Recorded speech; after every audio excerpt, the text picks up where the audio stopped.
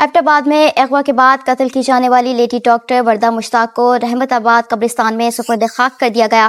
مقتولہ کی نماز جنازہ میں لواحقین، ڈاکٹرز، سول سوسائٹی اور شہریوں کی کثیر تعداد نے شرکت کی۔ مزید تفصیلات اس رپورٹ میں۔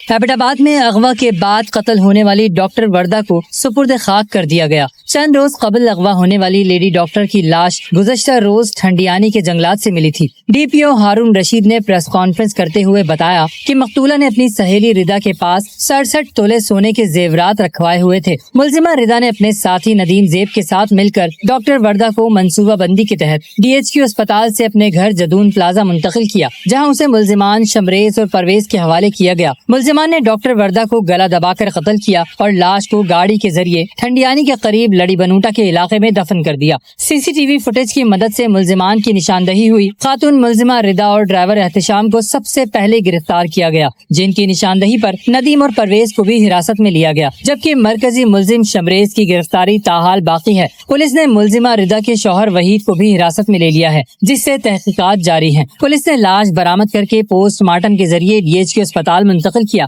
MS بے نظیر شہید اسپتال کے مطابق حتمی میڈیکل رپورٹ موصول ہونے پر مزید پیش رفت سامنے آئے گی۔ پوسٹ مارٹم رپورٹ کے بعد میت لواحقین کے حوالے کی گئی، جہاں میڈیکل سٹاف نے ڈاکٹر وردہ کی ایمبولینس پر پھول نچھاور کیے۔